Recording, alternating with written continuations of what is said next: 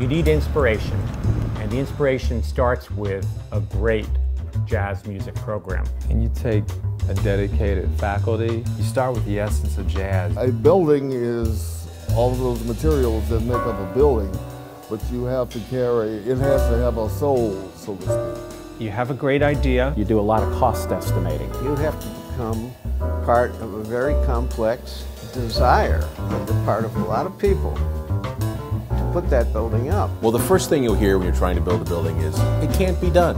It'll never be done. It's a great idea, but it really can't be done. You need a David Stell. Indeed. You need an extraordinary driver and catalyst for the project.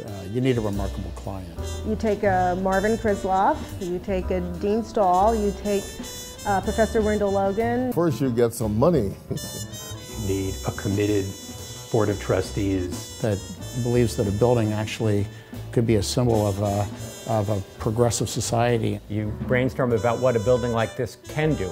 With the people that are going to be using the building. Because it would be a failure if you were to create a building that did not meet their specific needs. You have meetings. You have a variety of meetings. You meet with the client. Many meetings. Preliminary meetings. You re-meet with the client. You argue with the client sometimes. Client's usually right. Jonathan Kurtz is somebody you need. You get feedback on everything. Your questions are answered. You come onto a job site, and this job site is nothing but trees, sidewalks, blacktop, and grass. Then you will break ground. You start digging into the ground. I tell my students that you need to listen to nature in order to command it. You need a client that embraces contemporary art and contemporary work, just like jazz. It's a contemporary music form. You care about how well you receive, so therefore you give it your very best. You might be in a position to support a world-class recording studio. You have to come out on site every week. You spend a lot of time with hiring the proper contractor. You have to answer the contractor within 3 hours. You get your set of blueprints.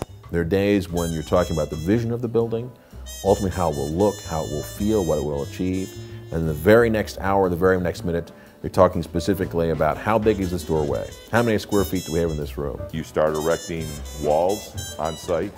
You figure out a way to engage other people in the building. You need people who actually care about the mission of the building, the acoustical mission of the building. You need people that care about the environmental values. You draw the details that, fulfill the acoustic requirements. You try to minimize the carbon footprint that this building will have on campus. Ultimately, everyone around you begins to see what it's about. Boards go up on the walls and it makes your work disappear, so all you do see is the final product. You look forward to the day when you can cut the ribbon. You feel very satisfied when you start to see the entire project come together. You never quite get the sense of how a building will turn out until you're actually there and the construction is going up and you're walking the halls. As you see people's eyes, as you watch their faces, is they can imagine now, through the architectures presented to them, what can happen. You watch how important buildings can change culture. You see it come together like a package, just like when you practice for all them months, doing something musical, same thing.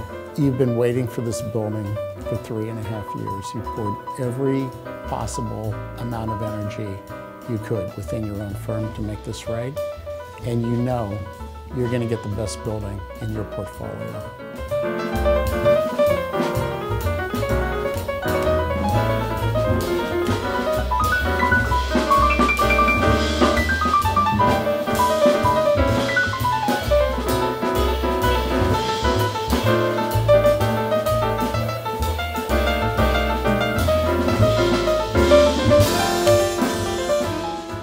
You're going to attract the absolute top tier student coming out of high school. You get a sense of pride and accomplishment because you realize that it's going to achieve the lofty goals. You're excited about the appearance of the building. You feel like it's been a huge achievement. You feel you've transformed the school in some important way that will benefit generations of students and faculty.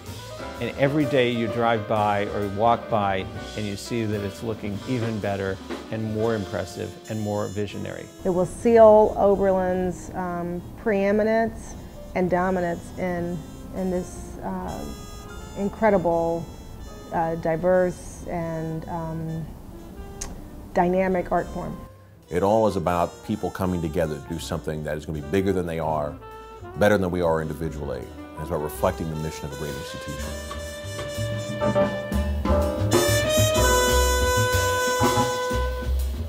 These are some of the ways that you help to create a building such as this.